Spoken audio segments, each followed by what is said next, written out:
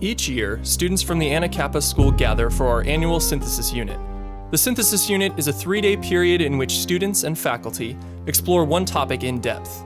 Expert speakers make individual 45-minute presentations, and after the 3 days, students create academic products synthesizing the information learned during the presentations. This year, our school looked at human migration and the search for a better life. These are their discoveries.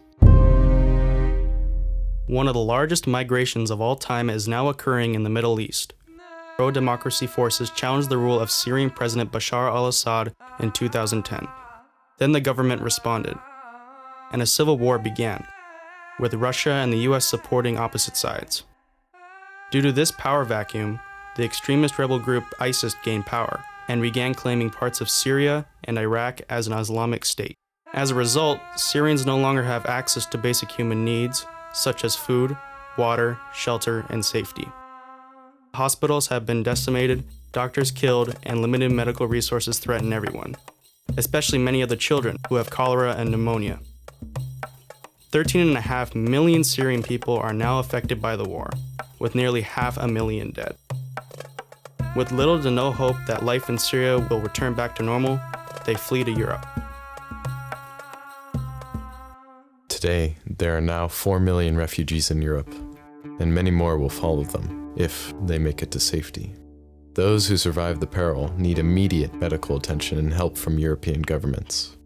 Italy is one of the largest impacted nations, along with Germany, which provides public assistance and education to everyone, including asylum seekers. In 2015, there were 1.3 million asylum seekers in Europe. This has created political problems for governments who support those fleeing war, terror, and starvation. Some European countries are taking countermoves to prevent migration by constructing fences, such as Hungary, and other governments are keeping migrants where they landed, such as Greece. And yet others have changed their national laws so they can simply turn away asylum seekers, as Austria did in April 2016. But those who have fled do not want to be a burden on anyone. This family fled from Syria because of war and terror. The only things that they have is what they have on them, or what has been given to them, about $100. And this family would prefer to dine on their own food in their own home on the coast of Syria, but here, they are happy to be safe with their noodles on a bed of newspapers. The Rohingya are a Muslim minority living in Myanmar. They are not recognized by the Myanmar government as an official ethnic group and are denied citizenship. Myanmar, formerly known as Burma, is located in Southeast Asia. Most Rohingya live in the Rakhine State on the west coast of Myanmar. The majority of people in Myanmar are Buddhist. Buddhism is usually known as a peaceful, non-hateful, and non-violent religion. However, since the Rohingya are a Muslim minority, the Buddhists are treating the Rohingya inhumanely. The 1982 citizenship law restricted the Rohingya access to many services. The Rohingya, now stateless, face persecution and discrimination. The United Nations has classified the Rohingya as one of the most persecuted refugee groups in the world. To escape persecution, the Rohingya are migrating to refugee camps in nearby countries, including Thailand, Malaysia, and Indonesia. The Rohingya face a long, dangerous migration by boat and the possibility of being trafficked by smugglers. As of June 2015, more than 890,000 refugees risked the journey to refugee camps rather than stay in Myanmar and face persecution. Major migrations occurring throughout East Africa are driven by reasons including conflict, political instability, and climate change. Due to pre-existing political instability and a brutal civil war, Somalia has been hit hardest by the drought. This drought most greatly impacts pastoralist societies, which rely on water to nourish their crops and livestock, which, in turn, nourish them. 60% of cattle in East Africa have already died due to a lack of water.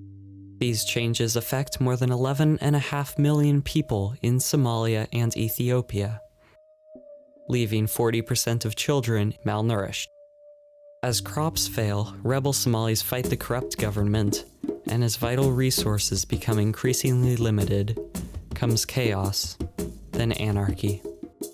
Kenya, one of the most politically stable countries in Africa, is where hundreds of Somalis are making their home every day, creating tent cities.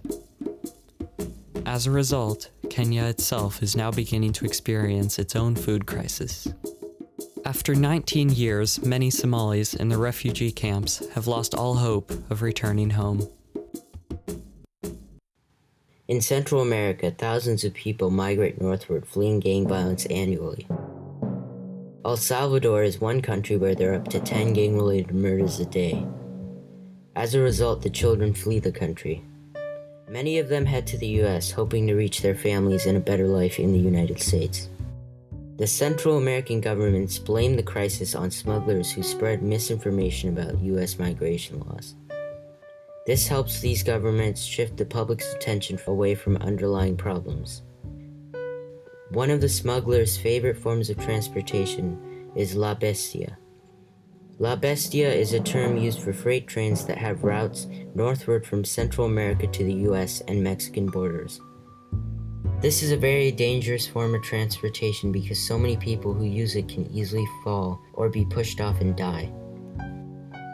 On these trips, children are also very vulnerable to being trafficked as slaves and are often robbed of their belongings. Only a very small percentage are actually united with family members in the United States. Most are apprehended at the border. In 2015, there were 40,000 unaccompanied child migrant apprehensions in the US alone. Closer to home, we visit the US-Mexican border. This graph shows the spike in migration during the 1990s through the 2000s. However, it is also notable to see that the migration rate is currently dropping. Now, fear has taken a more prominent role in the discussion.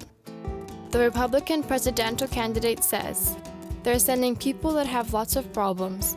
They're bringing drugs, they're bringing crime, they're rapists, and some are good people. While UN Secretary General Ban Ki-moon states, migration is an expression of the human aspiration for dignity, safety, and a better future.